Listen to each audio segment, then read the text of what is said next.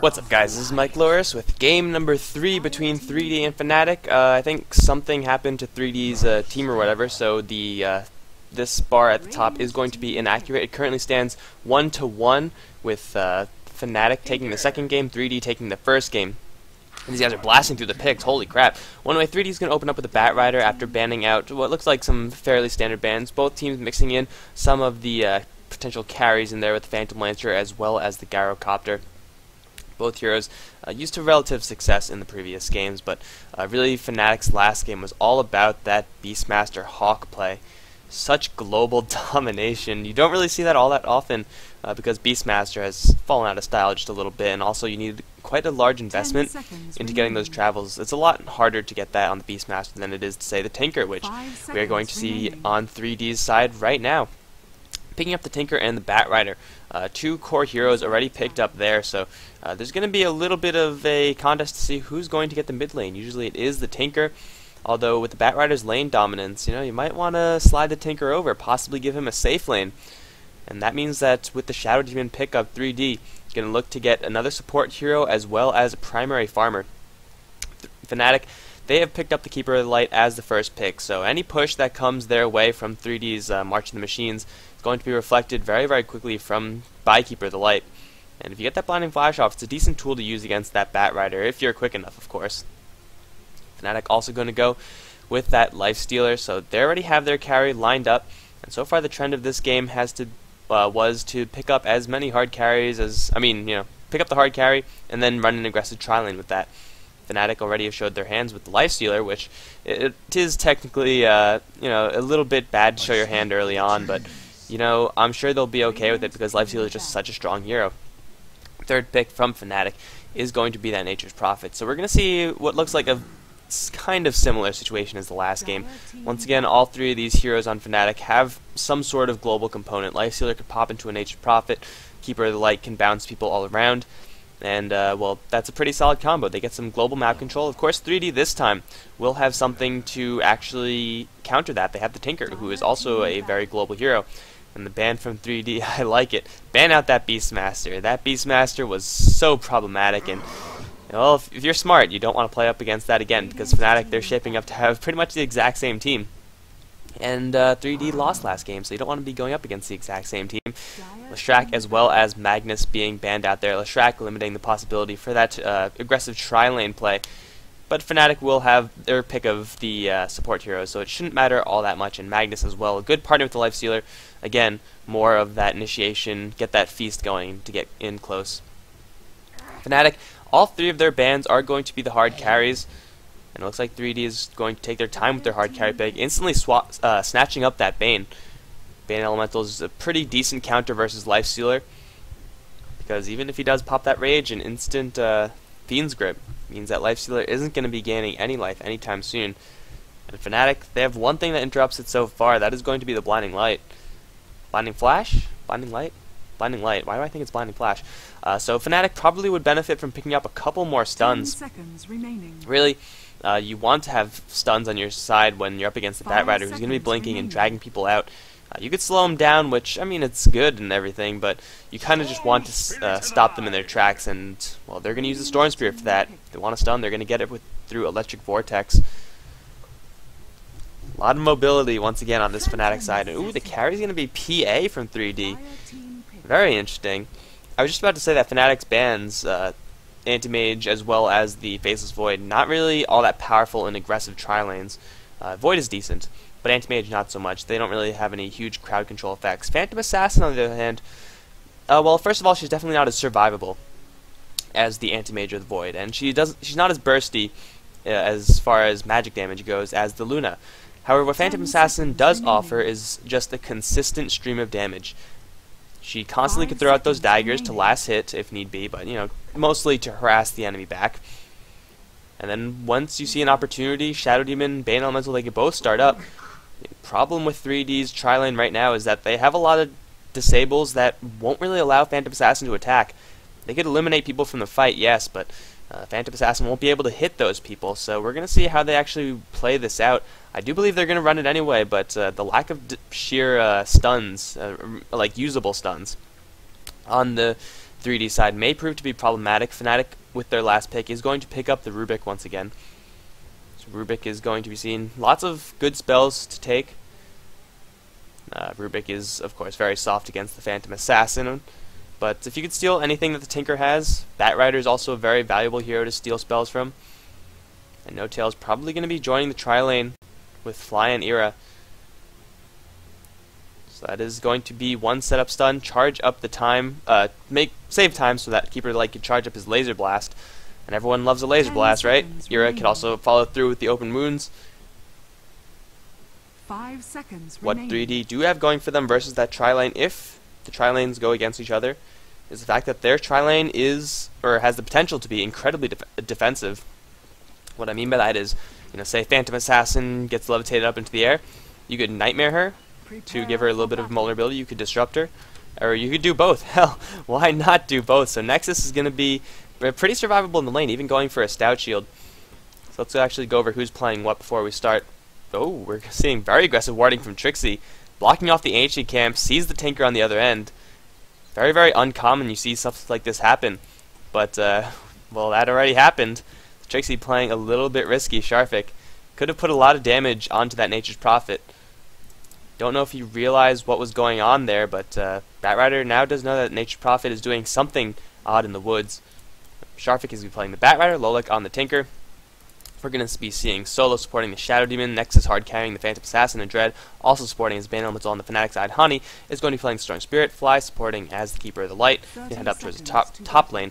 Trixie is playing the Nature's Prophet with No Tail on the Rubik, and once again we see Era on the Lifestealer. Now Trixie doesn't have any items, but actually he does have some items, so he's going to go straight up jungle. So it looks like Fnatic possibly abandoning the bottom lane, and wow, getting fed a lot of restoratives actually. 4 clarities. This Nature's Prophet isn't going anywhere anytime soon.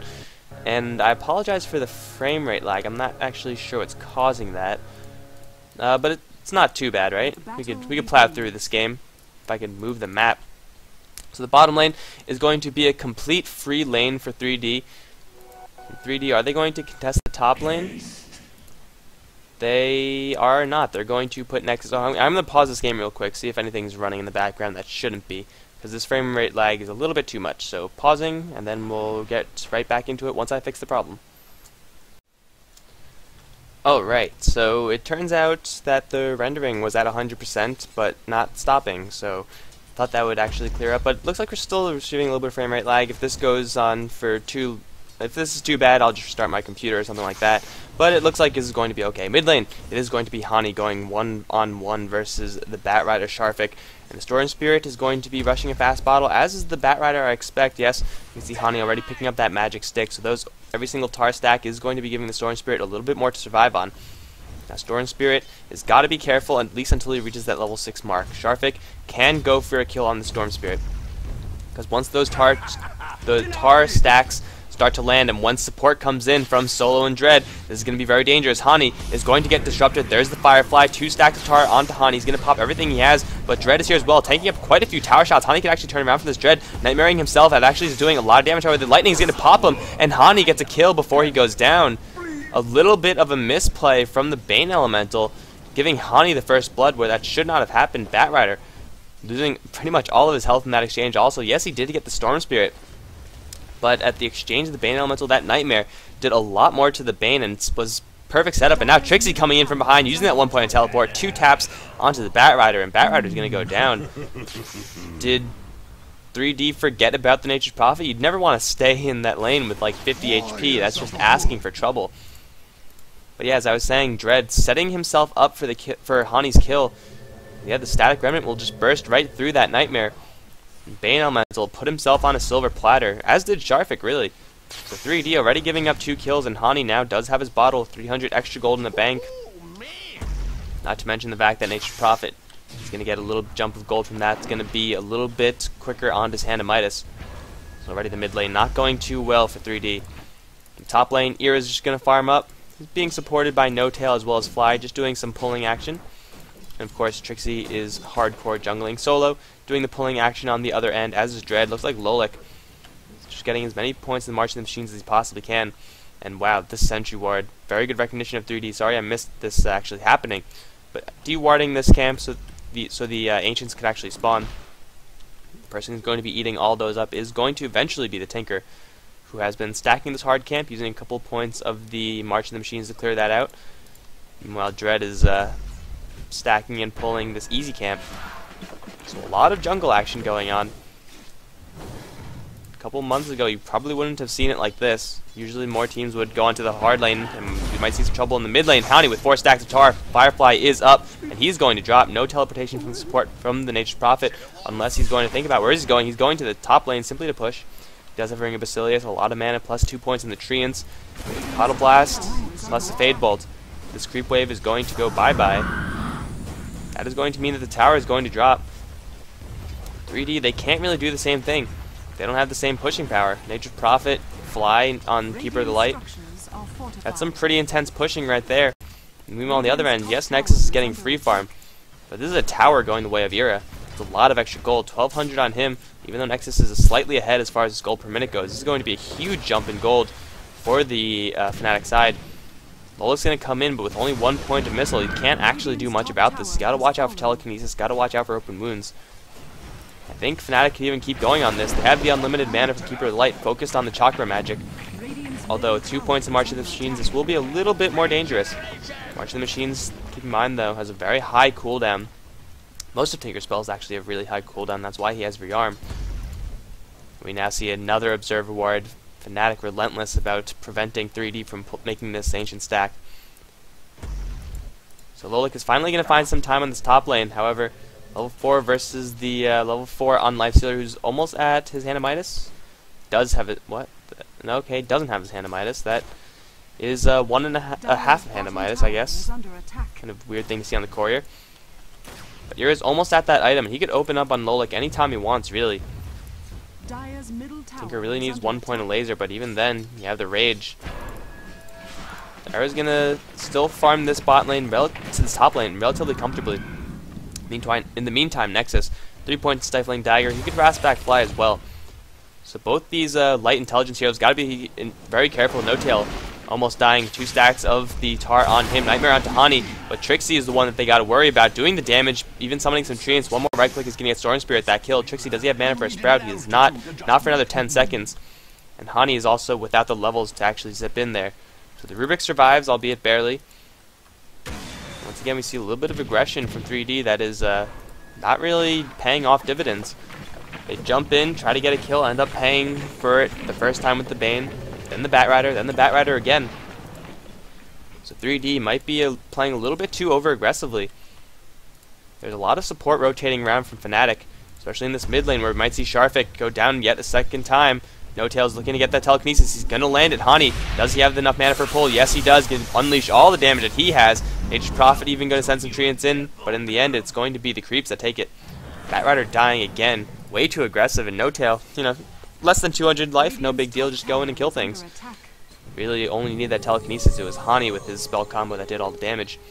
And then Fly with a little bit of Illuminate at the end. So Fnatic are finding these kills, but the great thing about it is that they're not really working too hard.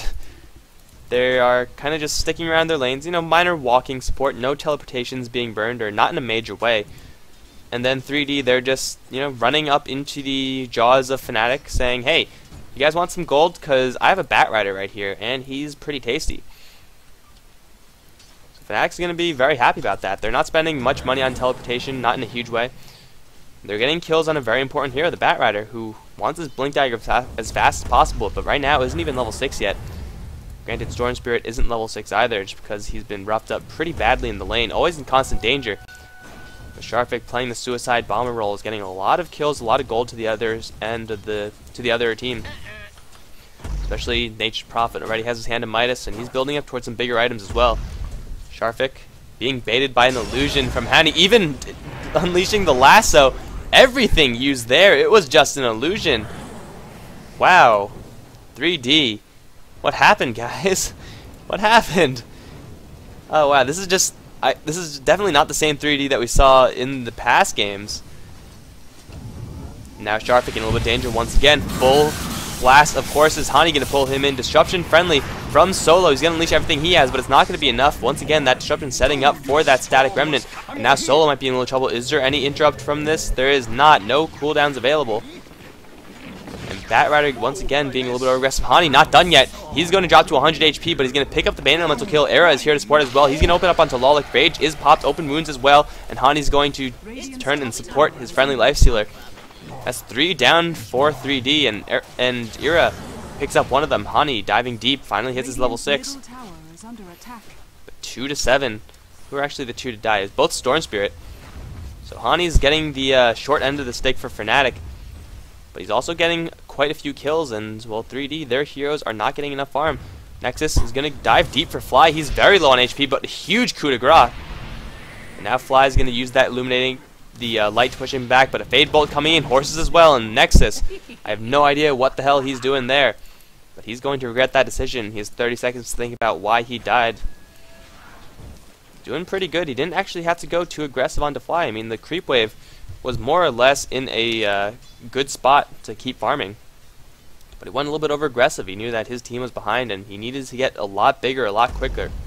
Trixie might be a little bit dangerous. Sharvik does have 1 point of flame break and use it to push the Nature's Prophet back. 1 stack of tar is there. Lasso could be used, but it shouldn't be used. 2 stacks of tar now. 1 more right click will kill Trixie. There it is. Nature's Prophet is going to go down. Teleportation support is coming. Trixie finally dies. And of course I miss another kill. We have Hani going solo versus the Shadow Demon, but here comes Nexus, going to blink straight in. Hani taking a huge crit. The horses are going to be charged up. No, they're not. And Phantom Assassin unleashing some pretty heavy damage, even though she has not a single damage item. You do not mess with this crit, man. This will mess you up. Then again, she can't be too over-aggressive, because a pull will buy enough time for Fly to charge up some horses. And as I said before in the draft, Phantom Assassin really lacks the mobility that Void or AM have to kind of just blink out of that sticky situation. She's going to have to rely on blinking to something, and you know that the creep isn't always there. So Phantom Assassin's got to play a little bit more cautiously. With Fly and Hani in the lane, they get a single sight onto this Phantom Assassin. She could go down because of the huge initiation range and huge effective ranges of both heroes. Ball Lightning has infinite range, and Illuminate has pretty high range as well. Not to mention the ultimate and teleportation coming from Nature's Prophet should shit start to go down. Sharvik finding himself an invisibility rune. Not sure if he went over the sentry ward, so I missed it just a little bit. But judging by the way Fnatic are playing, yes, even putting down a secondary sentry ward, this is going to be quite a surprise for No. He actually popped the invisibility rune, popped off the effect. Because he just wanted to get a little bit more farm. You take 4 deaths early on, you need as much farm as you can. Yes, kills are good, but they saw what happened last time they tried to go for kills. But Fly is going to bring Hani down towards the bot lane, smoking up instantly. He's going to use the zip in, get the slow onto Nexus. Teleportation coming in from Trixie as well. Nexus is going to go down. Nature's Prophet getting the last right click. In the meantime, Era might be in a little trouble. Dread is going to catch him out, but Era seems to be fast enough with just power treads, where the Bane Elemental only has basic boots. Storm Spirit's going to teleport back to the mid lane, possibly setting up for Sharvik. Era's going to open up with the open wounds, and Hani is here to zip in. He's going to get instantly lassoed ever, but Era just doing as much damage as he wants. He has free reign over this Batrider. Hani just playing the bait role, keeping the Batrider there, even burning his lasso out for another 80 seconds. Involved in an assist. Hey, that's worth it, especially since his team is going to get the tier 1 on the bot tower, and might even catch out the Shadow Demon. Treant going to hold the creep wave out, so nice solid play from Fnatic, making full use of this push. Even though they have a buckler somehow, yeah. Buckler on the Keeper of the Light, giving a little bit more armor to the Treants. That is the second tower to die. Fnatic taking 2 towers, where 3D have yet to take their own. Where is this Tinker? This Tinker, I feel, has not been in the game at all. He's level 8, and he's not too far off from his Boots of Travel. Then again, having a Tinker not in a lane is a huge detriment to your team. He could clear the jungle, he's doing decently, but that's the problem. He's doing just incredibly average. Like 224 gold per minute is not what you want to have. If he was in a main lane, he would have his Boots of Travel by now. Solo is going to find out the Keeper of the Light, but Fly is just going to turn around. The body blocking from the Treants is going to allow Trixie the time to sprout up Solo. The Keeper of the Light with a quick blast is going to bring down the Shadow Demon. I said it before, I'll say it again. Everyone from 3D is just walking into the clutches of Fnatic one at a time, And here comes the huge zip in from Storm Spirit. I can't go that far. I run out of mana. Nexus in a little bit of trouble. The range is going to be there, so he's going to pull Nexus back in. But where's the damage? There's Nature Prophet Ultimate as well as the Fade Bolt. Telekinesis going to stun him and Dread. And now Storm Spirit going to burn the rest of his mana. Keeper of the Light picking up a double kill. Once again, 3D walking into the clutches of Fnatic. You know, I say that, but then again, Fnatic, they do have, as I said, a large effective range on all their heroes. Now Storm Spirit does have a good deal of mana, taking a couple charges of the Chakra, and he could dive right in, but No Tail's going to circle around, catch Sharfik. Disruption or not, Sharfik is not in a good spot right now. Is there a disable? There is an open wounds. That's going to be enough. Sharfik's going to go down. In the meantime, Hani going solo versus solo, picking up the Shadow Demon all by himself. 16 versus 3. Fnatic dominating this game. And this tower is going to drop. Bottom lane all carved out. Missiles are going to fly. But Tinker has only level 3 of those. Finally has his boots of travel, so he could hopefully, you know, look for some more farm around the map. But at this point, is it a little bit too little too late? Because even if Tinker goes, you know, wherever he goes, Nature's Prophet will be right on his ass with an upcoming Shadow Blade. And can the Tinker actually fight that off? I'm not convinced. There's no points in laser yet on Tinker, and he's going to get at least another point of heat-seeking missile before he gets that laser. Hasn't exactly been progressing too fast as far as levels are concerned. And Lifestealer Era has already picked himself up an armlet. 201 on the Lifestealer. This Lifestealer is getting big, and Phantom Assassin going for the Vanguard. I mean, Vanguard isn't a bad item on PA, but I feel like she just needed to rush a BKB. There's just so much that could hold her out, and she really just needs to be there to do the damage. Era is going to get dragged back into the clutches of 3D. This could be a chance for a big pickup, but Era just going to turn around and go on to Sharfik and dive deep. He's going to look for an invest. The cooldown not available. Fat Rider's going to pick up the Lifestealer for free. Tower did get destroyed, however. Now Disruption onto someone. I believe that was Keeper of the Light. Yes, Fly is in a little bit of danger. Flame Break is going to push him back towards the low ground. Fly should go down from this one. No Tail taking heavy damage as well. Fly somehow making it out with 200 HP. Solo's going to get telekinesed up, but he is going to pick up the kill. Solo is going to get zapped by Hani, though, picking up a Dagon. All out of mana, but he has a regeneration rune. This isn't over. Hani could still burn the rest of his mana to get in there. He's going to burn as much mana as he can, but it looks like that's going to be it unless Sharfik or Lolek go back into this. The regeneration rune has been popped off. Fly is just barely going to survive, 40 HP. Missiles constantly flying out.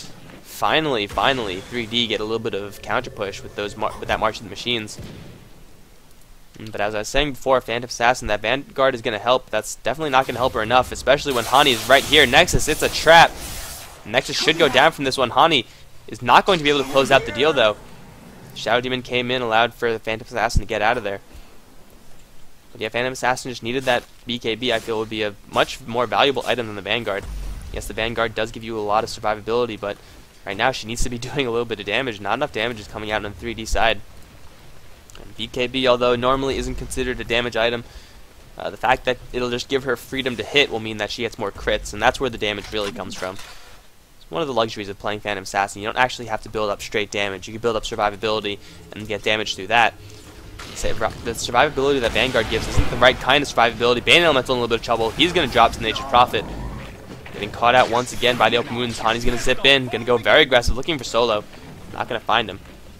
Fnatic pouring a lot of aggression on to the 3D side, but it's not exactly a bad thing. They know that they're ahead. And look, even warding off this camp. No freedom for the Tinker, and now Hani going to go deep onto Solo, but Hani is all out of mana. He's going to pick up the Shadow Demon, and looks like there's no rebuttal from 3D. They're just getting picked off one by one. Leading heroes, and right now 3D, they're on the ropes. Because Fnatic, they're getting bigger and bigger. The items are coming up even on Sport Heroes, and now Sharfik walking right back into the enemy team again. Sharfik, what happened, man? First game, you dominated. And then not so much, and then doubly not so much now. Oh, it's just painful to watch these just like basic mistakes of getting in a little bit too close. And like that wasn't even, he was pretty far out. I mean, they knew that Fnatic was around. It's not like he got a huge aggressive dive on him by Hani. Just very, very small mistakes, but you know, painful mistakes, and they add up. Dread going to find Fly with the Fiend's Grip. Nexus is going to come in, clean up this hero. Yes, it is going to be enough. Elemental is going to pick up that kill, but now Nexus is going to get opened up by Era. Henny's going to zip in for Solo. Solo's going to drop very quickly, popping off the dust before he dies. And here comes Trixie teleporting straight in, doing some pretty heavy damage there. Nexus still alive thanks to the disruption. He's going to try to take down Trixie, but it's not going to be enough. The Dagon is there. Batrider, Tinker, not enough to contribute to this fight. And there's the GG. 3D have had enough. Too many mistakes this game, honestly. Not the best game of Dota I've ever seen in my life. Mid lane was a comedy of errors, and then, well, everything after that was also pretty hilarious as well. If you're a Fnatic fan, if you're a 3D fan, well, maybe not so much. But anyway, I guess I'm going to speed through this because there is no one on the Radiant side. So thanks for watching, guys. If you enjoyed this game, then you really have to raise the bar on what you enjoy as far as Dota goes, because this game, honestly, wasn't the best I've ever seen. But like, subscribe, all of that good stuff. If you didn't enjoy it, then I didn't enjoy it all that much either, because, quite frankly, 3D first game was a lot better of a display. Second game, they held on really strong. This game it's just like a different team. So I'm not sure what to think about that, but anyway, thanks for watching, guys. GG.